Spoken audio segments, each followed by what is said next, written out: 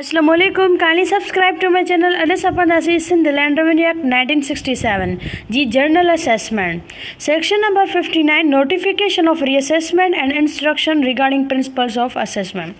जेका बि असेसमेंट थींदी मतिलबु कीअं ज़मीन मां बि अगरि लैंड रेवेन्यू वरितो ईंदो उहो नोटिफिकेशन जे थ्रू वरितो ईंदो ऐं अगरि कंहिं बि ज़मीन जी का असेसमेंट थी थिए उन मां लैंड रेवेन्यू थो वरितो वञे त उहो इंस्ट्रक्शन मिलंदियूं गवर्नमेंट जे तरफ़ां। क्लास नंबर 1 तो ॿुधाए असेसमेंट्स ऑफ रेवेन्यू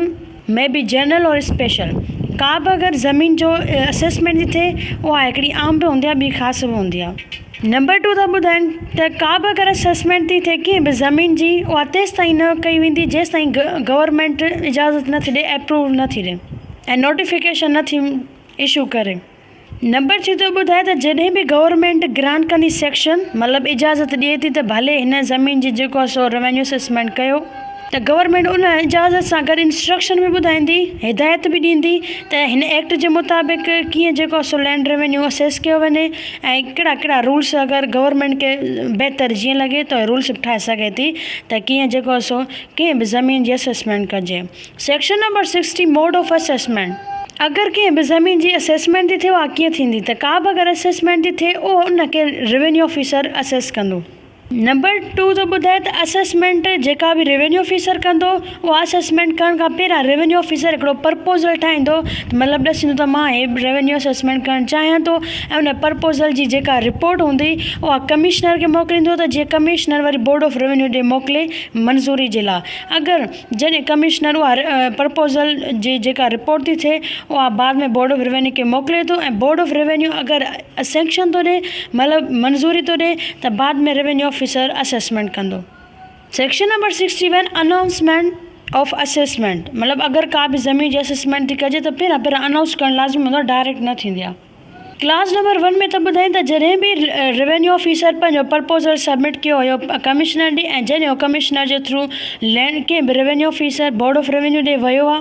सेक्शन 60 जे मुताबिक़ त बाद में बोर्ड ऑफ रेवेन्यू हिकिड़ो ऑर्डर पास कंदो जेको बि हुनखे बहितर लॻे पर ऑर्डर सब सेक्शन 3 ऐं 4 जे मुताबिक़ हूंदो जेको 61 जा सब सेक्शन 3 ऐं 4 न। ऐं जॾहिं बि ऑर्डर रेवेन्यू ऑफिसर खे थो मिले त बाद में रेवेन्यू ऑफिसर ॿियो हिकिड़ो ऑर्डर ठाहींदो जंहिंमें ॿुधाईंदो त कंहिं बि हिकु दे जी मां जेको हाणे असेसमेंट करणु वञी रहियो आहियां उहा अनाउंसमेंट कंदो ऐं उहा ईअं अनाउंस कंदो उन कंहिं बि अगरि दे जी जेका असेसमेंट थिए जीअं गवर्नमेंट रूल्स जे थ्रू ॿुधाए त कीअं अनाउंसमेंट थींदी आहे कंहिं बि दे खे दे जी असेसमेंट करण जे लाइ। क्लास नंबर 2 तो ॿुधाए जॾहिं बि रेवेन्यू ऑफिसर अनाउंस कंदो त मां असेसमेंट करणु वञी रहियो आहियां कंहिं बि दे जी त उन ऑर्डर में इहो बि लिखंदो त कहिड़ी डेट खां मां जेको आहे सो असेसमेंट कंदमि लैंड रेवेन्यू जी। क्लास नंबर 3 तो ॿुधाए जेके बि प्रोविजन सब सेक्शन 4 में लिखियल आहिनि उन खां अलावा जेका बि रेवेन्यू असेसमेंट थींदी कंहिं बि circle of the assessment circle जंहिंजो मतिलबु आहे मिसाल तौरु 2-3 देयूं गॾिजी करे कंहिं बि देनि जी जेको सो गॾिजी करे का असेसमेंट थी थिए जेका बि उन दे जी के बि घणियूं देयूं गॾिजी करे जी असेसमेंट थी थिए त उहा असेसमेंट थ्रू नोटिफिकेशन जे थ्रू थींदी ऐं नोटिफिकेशन जेको सब सेक्शन 2 ऑफ सेक्शन 59 में हूंदो आहे। ऐं ग्रुप ऑफ दे जी जेका असेसमेंट थी थिए हींअर त उहा ईअं लॻाई वेंदो हुनजो अंदाज़ो त अगरि जेकर हिन खां अॻिले वारे का बि रेवेन्यू असेसमेंट थी आहे त हिन वारे उहा 1/4 हुजे उनजो मतिलबु अगरि वधाइजे थी त सिर्फ़ु 1/4 वधाइबो वधीक न। फॉर एग्ज़ाम्पल अॻिले वारे ग्रुप ऑफ देस जी जेका असेसमेंट थी उहा 1000 थी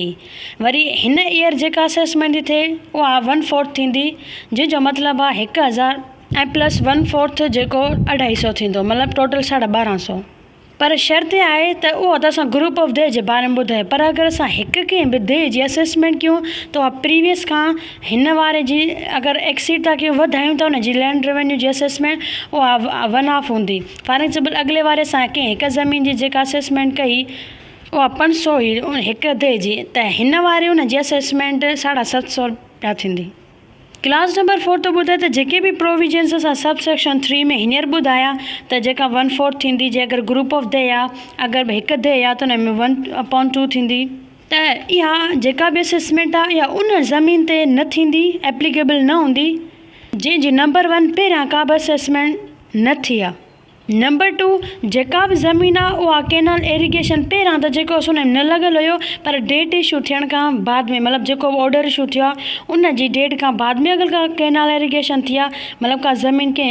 केनाल जे थ्रू का आबाद थी थिए त उन ते लैंड रेवेन्यू असेसमेंट हिन नमूने न कई वेंदी जहिड़ो सबसेक्शन 3 में लिखियलु आहे। नंबर 3, इन जी लैंड रेवेन्यू जी असेसमेंट सबसेक्शन 3 जे मुताबिक़ न थींदी उन हालत में बि जॾहिं गवर्नमेंट नोटिफिकेशन जे थ्रू ॿुधायो हुजे त जेका ही ज़मीन आहे उहा अर्बन आहे या अर्बन असेसमेंट सर्किल में ईंदी, जंहिंजो मतिलबु आहे अर्बन जो मतिलबु आहे कि अगरि असांजी प्रॉपर्टी आहे उहा हूअं ई प्रॉपर्टी टैक्स पे कंदा आहिनि। ऐं जेको बि अगरि को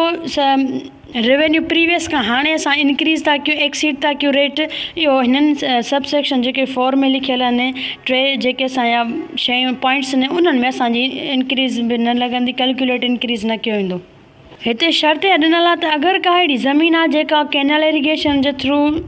ज़मीन आबाद थी थिए ऐं उहा कैनाल एरीगेशन असांजी डेट इशू थियण खां बाद में कैनाल एरीगेशन थी आहे त उन जी जेका बि रेवेन्यू असेसमेंट आहे उहा उन मुताबिक़ न थींदी जेको सबसेक्शन 3 में लिखियलु आहे। जेके सबसेक्शन 3 में ॿुधायूं आहिनि ज़मीनूं त उन्हनि खां वधीक जेको कैनाल एरीगेशन जी असेसमेंट न थींदी। Section number 62, petition for reconsideration of assessment, जंहिंजो मतिलबु आहे त अगरि जेकॾहिं को बि लैंड ओनर आहे उनखे को बि लैंड रेवेन्यू जी असेसमेंट खां को बि एतिराज़ आहे त रेवेन्यू ऑफिसर मूंखां रेवेन्यू वधीक वरितो आहे या को बि अगरि असेसमेंट जे मुताबिक़ को बि इशू आहे त पिटीशन दाख़िल करे सघे थो असांजो land owner towards the revenue officer. Number 1 तो ॿुधाए त को बि लैंड ओनर 3 ॾींहंनि जे अंदरि जॾहिं खां डेट अनाउंस थिया त हाणे असां लैंड रेवेन्यू असेसमेंट शुरू करणु वञी रहिया आहियूं त उहो पिटीशन मोकिलींदो रेवेन्यू ऑफिसर ॾे रिकन्सिडरेशन फॉर द अमाउंट, मतिलबु मुंहिंजे जेका तव्हां रेवेन्यू असेसमेंट हणी आहे उनखे ॾिसो उन जे पैसनि खे त तव्हां सही हयो आहे या न, या ॿियूं जेके बि कंडीशन हुजनि असेसमेंट जे मुताबिक़। नंबर 2 तो ॿुधाए त जेको बि ऑर्डर पास कंदी रेवेन्यू ऑफिसर, जेका बि पिटीशन कंहिं लैंड ओनर पास कई उहा ऑर्डर में लिखियलु हूंदो न 2 चॉइसिस हूंदा, ॾसींदी रीज़न्स त वेदर मां हिन पिटीशन खे एक्सेप्ट थी कयां, ग्रांट थी कयां या रिफ्यूज़ थी कयां, मतिलबु जेका पिटीशन आहे या कम जी आहे या कम जी न आहे।